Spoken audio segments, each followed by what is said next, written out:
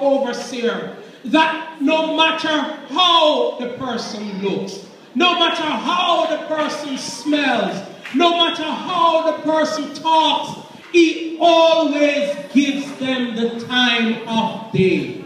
If you would pass by the office and they come and they say, we want to talk to Dr. Morgan. Sometimes they say they want to talk to the pastor. And the people who work there send them into my office and they come and they look at me quizzical. I know you will want. And I said, oh, you want Dr. Morgan? And they said, yes.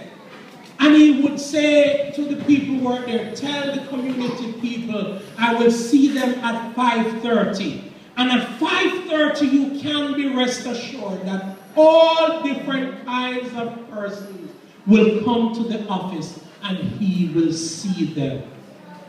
This is how Gaius was.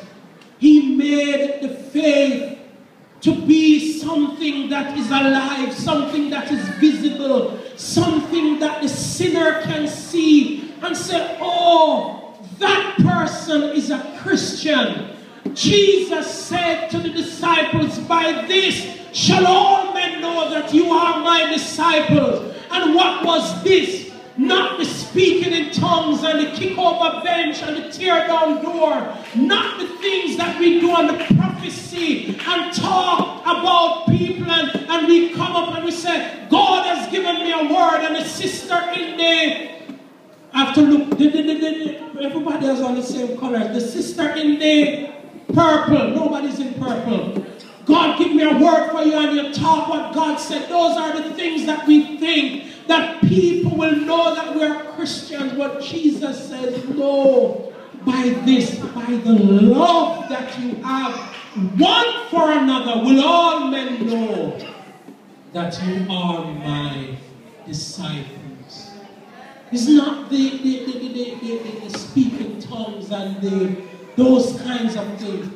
It's the love that we have one for another. When we don't see a certain sister, we begin to get concerned. When we don't see a brother, we begin to get concerned. When we are not seeing them as we know them, they don't have the smile on their face, they don't have that little thing anymore, then we begin to get concerned about them. Those are the things that people will know that we are his disciples. I dare say, brothers and sisters, that Christianity is the only army that when our soldiers get wounded, we cannot bear to take them anymore on the journey. I like watching movies and they go to Vietnam and they're fighting wars and shooting guns and all of those things. And when the American GIs get wounded, their fellow soldiers will do everything to help them back to life. I watched one already where the man, everything down here so blow off. All he have is in torso, upper torso. And they still brought him because he was still speaking. And they did everything to try to bring him back to life. But make a sister get pregnant. Make somebody, we hear that they're involved in theft or anything like that. Once they become wounded, we don't want to be associated with them anymore. We don't want to have anything to do with them. But Gaius was very different. Gaius even showed strangers love. And John says, when you do that, you make the faith visible.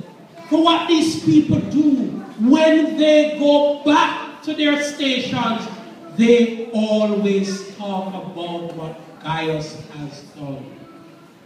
They've made a full report back to the church here, a message about your love.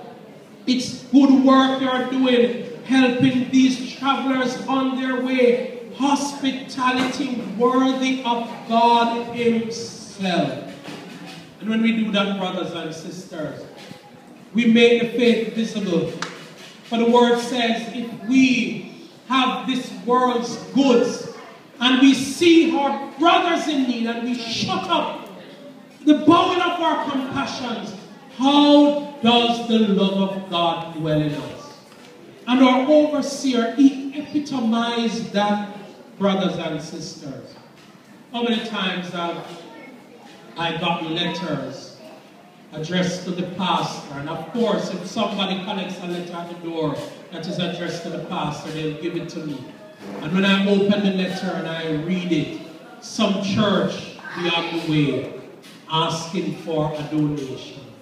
Some church begging for a donation for something that they're having. Or a community group asking for a donation for something that they're doing. Our overseer brothers and sisters epitomize what Gaius does for the saints. And not only for the saints, for strangers, those who come into our midst. He said they set out under the banner of the name and get no help from unbelievers. So they deserve any support we can give them in providing meals and a bed. We become their companions in spreading the truth. So John says, as they set out on their missionary journey, they didn't get any help from strangers. They didn't get any help from the unbelievers. But what they do, what you do in providing a bed and give them a meal, you have helped to spread the truth. And I want you, brothers and sisters, today to help our overseer in spreading the truth. The truth that the love of God is of such that even those who come into our midst as strangers, we should help them. We need to do all that we can to help to spread and model the truth.